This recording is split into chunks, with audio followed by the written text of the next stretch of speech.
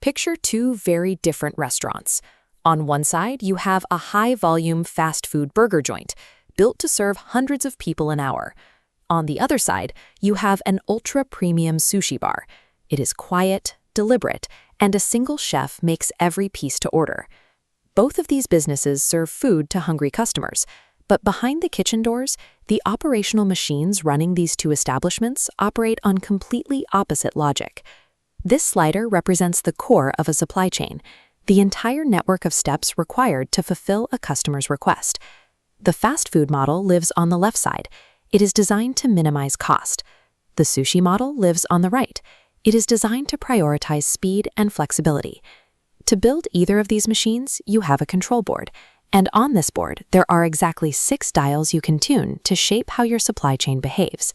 You cannot set all the dials to maximum efficiency and maximum speed at the same time. Deciding where to live on this spectrum is how a business connects its identity to its actual operations. This diagram shows the first physical dial, facilities. An efficient fast food chain builds massive, centralized warehouses to process food cheaply. A responsive sushi restaurant uses small, flexible prep stations. Look what happens when we adjust the second dial, inventory. The efficient side stacks up frozen goods. The responsive side keeps almost nothing on hand to guarantee absolute freshness. Holding a massive stack of inventory acts like a shock absorber, protecting you if a delivery is late or a sudden crowd shows up. But buying and storing all those boxes ties up a massive amount of cash that the business could be using elsewhere. The third dial is transportation. Moving goods slowly in bulk freight trucks keeps costs low. Moving goods overnight on an airplane ensures they arrive fresh and fast, but you pay a premium for every mile. Every physical decision a manager makes about where to work, what goods to hold, and how to move them forces a direct trade-off between saving money and saving time. This next visual shows our fourth dial, the first of the invisible levers, information. An efficient supply chain looks at deep historical data to predict long-term demand months in advance. A responsive chain relies on tracking real-time data to react instantly to sudden daily trends. The fifth dial is sourcing. You can sign contracts for buying in bulk from megafarms to get the lowest possible price per pound, or you can source from highly specialized local vendors who guarantee the best quality and can adapt to your daily menu. The final dial is pricing. The price you set dictates the load on your supply chain. Charging $2 for a burger provides the high volume of customers needed to make an efficient supply chain work. Charging $50 for a sushi roll covers the high costs of flying in fresh fish every day.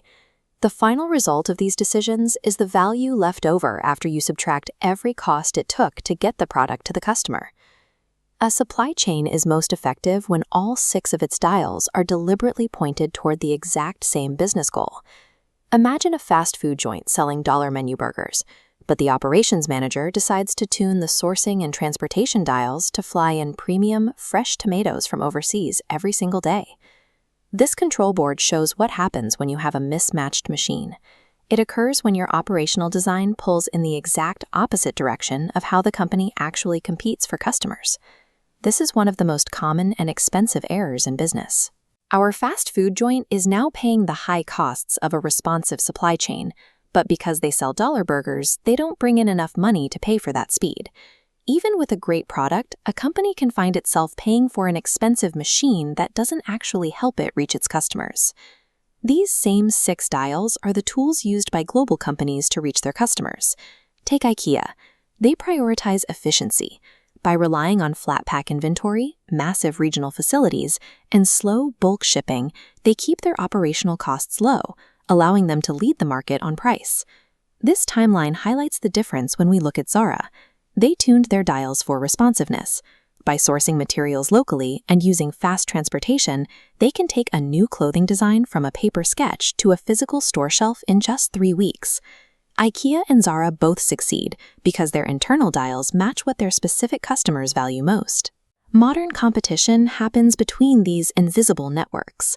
A superior product only wins if the machine behind it is faster or more efficient than the rival system. The next time you assemble a desk or find a package waiting on your porch the day after you clicked order, think about the network that got it there. Behind every successful purchase is a machine where all 6 dials are working in total harmony.